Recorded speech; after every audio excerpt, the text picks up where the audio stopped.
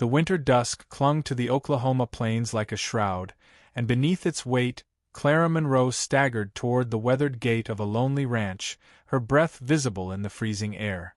Her boots, caked with red dirt, barely held together as she clutched a tattered shawl around her trembling frame. 3 days of walking had left her hollow, her stomach gnawing, her lips cracked from sipping muddy creek water. But it wasn't hunger that drove her forward with such desperate resolve. It was the shadow of Victor Kane, a man whose name alone tightened her chest with dread. Every rustle in the brittle grass, every snap of a twig, made her flinch, certain his men were closing in. Yet, as she reached the gate, the faint glow of a lantern spilling from the ranch house windows sparked something she hadn't felt in months, a flicker of hope. Hey there, if this story grabs you from the start, give it a thumbs up, hit that subscribe button, and drop a comment letting us know where you're watching from. Your support keeps these tales alive, and we'd love to hear about the corner of the world you're calling home today. Clara's hands, bruised and raw, gripped the splintered wood of the gate as she steadied herself. The bruise on her cheek, fading from deep purple to a sickly yellow, throbbed as a reminder of her last night in Dust Creek's saloon, where she'd fled under a sky choked with smoke and screams. She'd run from the life Victor Kane had trapped her in, a life of forced servitude, where her body was a currency she'd never chosen to spend. Now, standing before this isolated ranch, the chimney puffing smoke into the twilight, she dared to imagine safety. Heavy boots crunched on the porch, and a tall figure emerged, a rifle resting casually in the crook of his arm. Ethan Caldwell, a rancher in his mid-30s, scanned the horizon with eyes sharpened by years of watching for trouble. His broad shoulders were tense, but when his gaze landed on Clara, he saw not a threat, but a ghost of a woman, barely holding herself upright. "Who are you?" Ethan's voice was rough, each word clipped as if he hadn't spoken in days. Clara straightened, summoning the last scraps of her pride. She'd rehearsed this moment for miles, knowing she'd have only one chance to plead her case. "I'm Clara Monroe," she said, her voice steady despite the tremor in her hands. "I'm cold, hungry, and I can work.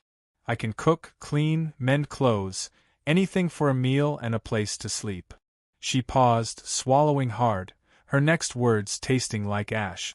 "Or I can offer what men usually take, if that's what you want." The offer hung between them, sharp and brittle, a survival instinct honed in Dust Creek's darkest corners. Ethan's eyes, a piercing gray, studied her for a long moment. He saw the bruises, the way her shoulders braced for a blow, the flicker of defiance in her green eyes.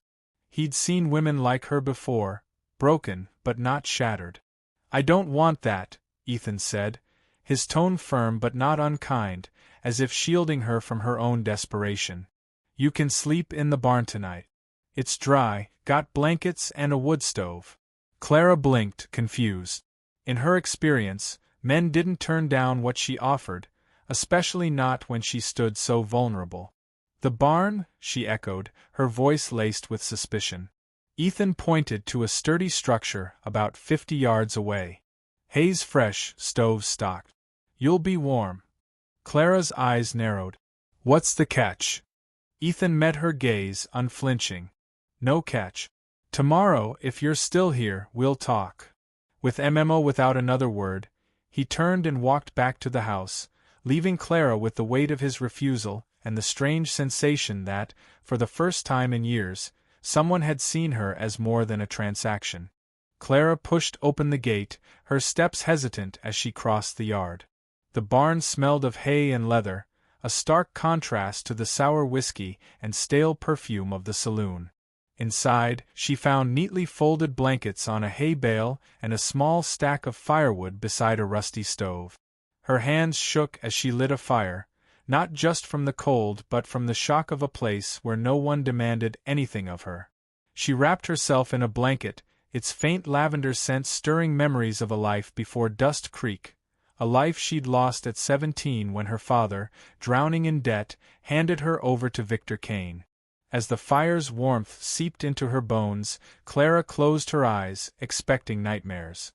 Instead, she drifted into a restless sleep, haunted by flashes of the saloon's collapse, flames devouring velvet curtains, men shouting, and Lily, her only friend, shoving her toward a window with a fistful of crumpled bills. "Run, Clara, and don't look back." But she had looked back, just long enough to see Lily vanish in the chaos. She woke with a start, heart pounding, the fire reduced to glowing embers. Through the barn's slatted walls, she heard a faint voice from the house, Ethan, murmuring in his sleep. "Anna, forgive me," he said, the words heavy with a grief Clara recognized too well. Whoever Anna was, her absence had carved a void in Ethan Caldwell, one he filled with silence and solitude. Perhaps that was why he'd refused her offer, not out of pity, but because his own wounds left no room for exploitation. Dawn crept through the barn's small windows, painting the dust motes gold. A soft knock startled her. "You awake?" Ethan's voice was softer in the morning light, less guarded. Clara smoothed her tattered dress, trying to tame her auburn hair. "Yes," she called, stepping outside. Ethan stood there, holding a tin tray with scrambled eggs, bacon, and a steaming mug of coffee. The aroma hit her like a wave, reminding her of the hollow ache in her stomach. "Thought you'd be hungry," he said, setting the tray on a hay bale. Clara stared, waiting for the price of this kindness. But Ethan just shoved his hands in his pockets, watching her with those gray eyes that seemed to see too much. "Why?" she asked, unable to stop herself. "You don't know me. I could be a thief, a fugitive." Ethan's brow furrowed. "Are you?" The question was so direct it caught her off guard. She'd prepared lies, but his lack that "you're running from something." Clara hesitated, then admitted, "Not the law, but someone." Ethan nodded, as if he'd expected as much. "Eat," he said. "If you want to stay, we'll talk work." He turned to leave, pausing at the door. "Name's Ethan Caldwell, by the way. This is my ranch." "Clara Monroe," she replied, her real name slipping out unbidden. Ethan repeated it softly, like he was testing its weight. "Stay as long as you need."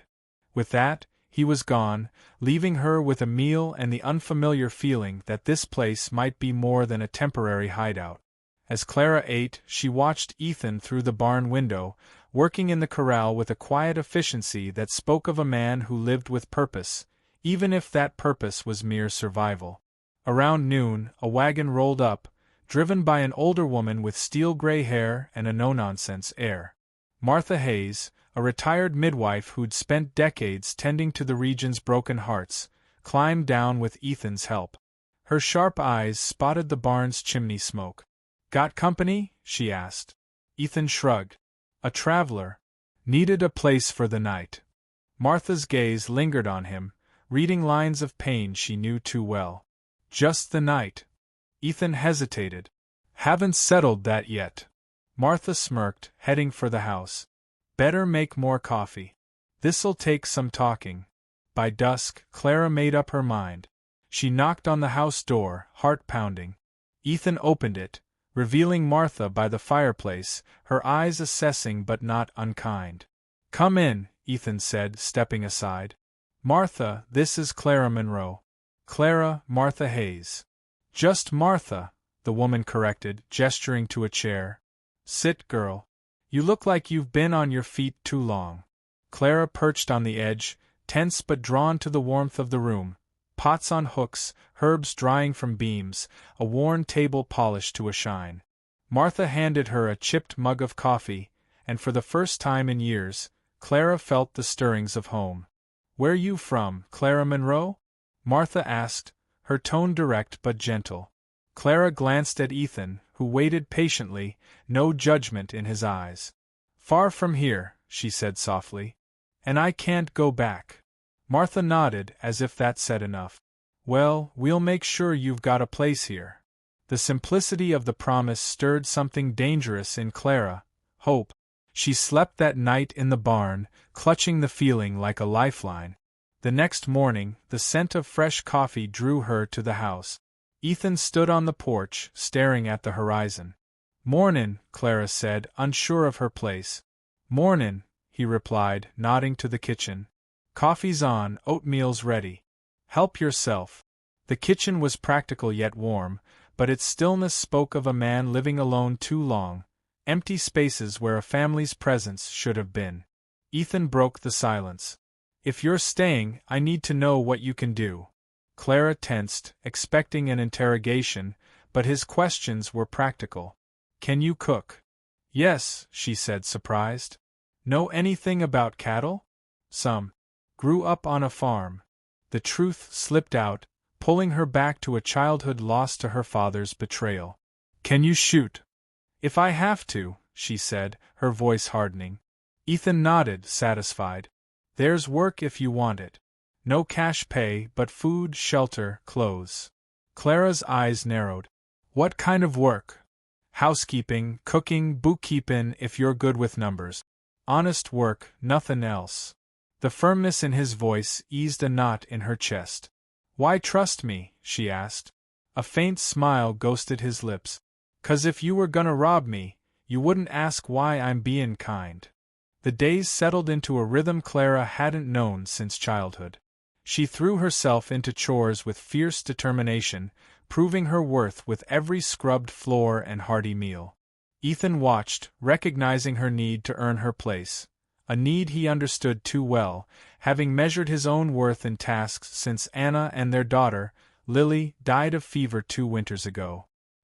He taught Clara to ride a gentle mare named Daisy, his hand briefly covering hers on the reins, steadying her nerves with a touch that held no demand. Breathe, he said. She feels your fear. The gesture, simple and safe, startled her more than any threat could. One afternoon, cleaning Ethan's desk, Clara found a tintype facedown in a drawer, a young woman with soft curls and a little girl with Ethan's gray eyes. Her heart sank, understanding the weight of his loss. Ethan entered, freezing at the sight of the photo. Sorry, Clara stammered, replacing it. I was just, Anna, Ethan said quietly. My wife. And Lily, my daughter. Clara's breath caught. What happened? His voice was flat, heavy. Fever 2 winters back. Took a third of the county. We did all we could. Clara whispered, I'm sorry, the words small against his grief. Ethan nodded and left for the south pasture, burying himself in work. That night, Clara cooked a pot roast, the aroma of thyme and garlic filling the house. They ate in companionable silence, their fingers brushing as they passed dishes, a touch neither shied from. Storm's comin', Ethan said, eyeing the darkening sky. How'd you know? Cattle, wind, after years out here, you learn the signs. The storm hit hard, rain lashing the ranch. A leak in the barn soaked Clara's bedding. Ethan appeared, drenched, lantern in hand. You dry, he shouted over the thunder. There's a leak, she replied. Without a word, he led her to the house, handing her a towel and pointing to the couch by the fire. Sleep here tonight. We'll fix the barn tomorrow. His tone was matter-of-fact, not commanding. Clara, in her damp nightgown, felt no fear, only safety. Ethan brought blankets, then retreated to his room. Curled by the fire, Clara felt truly protected for the first time since Dust Creek. The next morning, Ethan showed her the guest room. It's yours if you want it, he said casually, but the offer felt monumental. Martha arrived later, finding Clara kneading bread dough in the kitchen. Settlin' in? She asked. I think so, Clara said, the rhythm of the task grounding her. Ethan ain't what I expected. Martha smiled knowingly. He wants peace, and somehow you give him that. Clara frowned, confused. Broken folks heal each other sometimes, Martha said, without even tryin'. That evening, Ethan returned from fixing the barn roof, hands tar-stained but satisfied.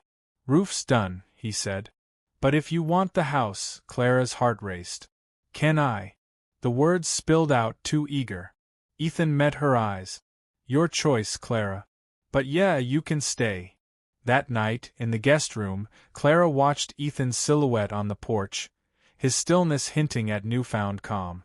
She wondered if she was part of it, the thought stirring both hope and fear.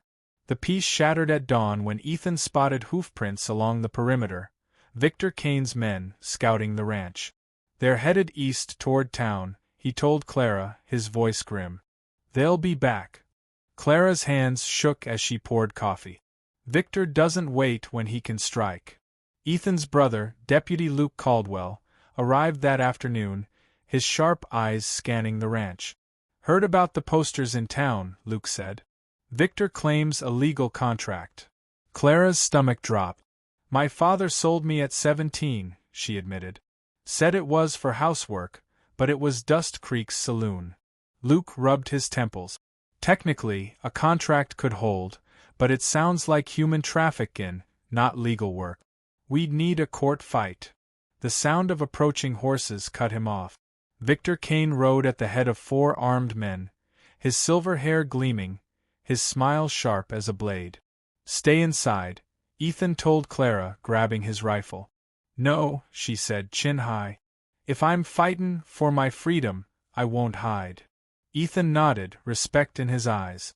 Together, then. They stepped onto the porch with Luke, facing Victor's entourage. Clara, my dear, Victor drawled, you've been hard to find. I'm where I want to be, she shot back, voice steady.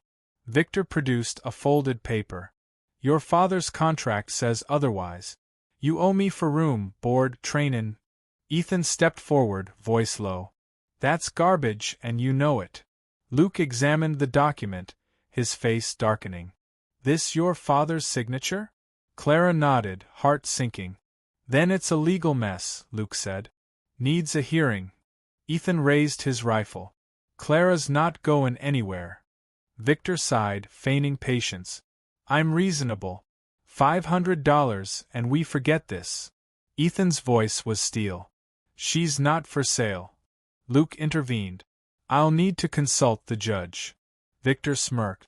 We'll be at the town hotel. Don't run, Clara. As they rode off, Clara sank onto the porch step. The contract's legal. A judge'll side with him. Ethan took her hand.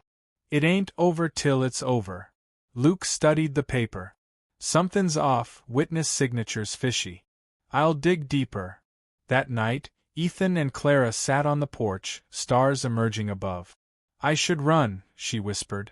Ethan cupped her face. You changed everything the moment you showed up. I'm in this, Clara. I love you. Her breath caught. I love you too, she whispered, their kiss soft and full of promise. But Victor's shadow loomed, and they knew the fight wasn't over. 3 nights later, boots in the dark woke Ethan. Shadows moved in the treeline, Victor's men bypassing the law. Clara, already awake, clutched a pearl-handled pistol Lily had given her the night of the fire. 6, maybe more, Ethan whispered. Glass shattered downstairs, voices barking orders. Ethan led Clara to the back stairs, but a man blocked the kitchen door, shotgun raised. Ethan fired through the window, dropping him. Run, he shouted, pulling Clara to the barn. Gunfire erupted as Luke and 3 townsmen, blacksmith Jim Tate and the Carter brothers, arrived, drawn by the shots. Victor's taking the law into his own hands, Ethan told Luke. Luke shouted, This is Deputy Caldwell. Come out with your hands up.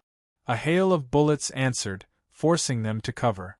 From the barn, Clara watched Victor's men use the house's windows as cover. Ethan revealed a tunnel from the barn to the basement, built years ago for safety. Stay here, cover Luke, he said. Clara refused. If you go, I go. He kissed her fiercely and vanished into the tunnel. Clara spotted a man flanking Luke and fired Lily's pistol, hitting his shoulder. Cheers rose from the townsmen. Inside the house, Ethan's shout echoed, followed by gunfire and a heavy thud. He emerged, shoving a bloodied captive forward. Last one, he called. Others are dead. But Victor was gone, fled like a coward. Martha arrived, tending wounds in the bullet-scarred yard. Luke revealed the contract's witness had been dead 2 years before its signing. Fraud, plain and simple. Clara's knees buckled. Ethan caught her. He'll come back, she said grim. He's too proud to quit. As if on cue, Jim shouted, Riders comin', a dozen, armed heavy. Ethan loaded his rifle. This ends now. But the riders weren't Victor's men. Lily Harper, scarred but alive, galloped ahead, leading U.S. Marshals and turncoat mercenaries. Clara ran to her, their embrace a flood of relief. "Thought you were dead," Clara sobbed. "Tough to kill," Lily rasped, grinning. She'd tracked Clara, hoping she'd found freedom. Now, she brought evidence. Records of Victor's crimes, forged contracts, money laundering, cattle rustling, bribery. "Kept it all," Lily said. "He thought we were too dumb to notice." The marshals arrested Victor that morning, his men turning on him for leniency. Marshal Hayes assured Clara, "He'll never hurt anyone again." Lily stayed to recover, her laughter filling the ranch with life. Clara took over the books, her knack for numbers boosting profit. One evening, she showed Ethan her calculations. "We could double our herd in 2 years." "Our herd," he echoed, smiling. Martha pushed them toward marriage. "You're livin' like you're married already. What's the holdup?" Clara hesitated.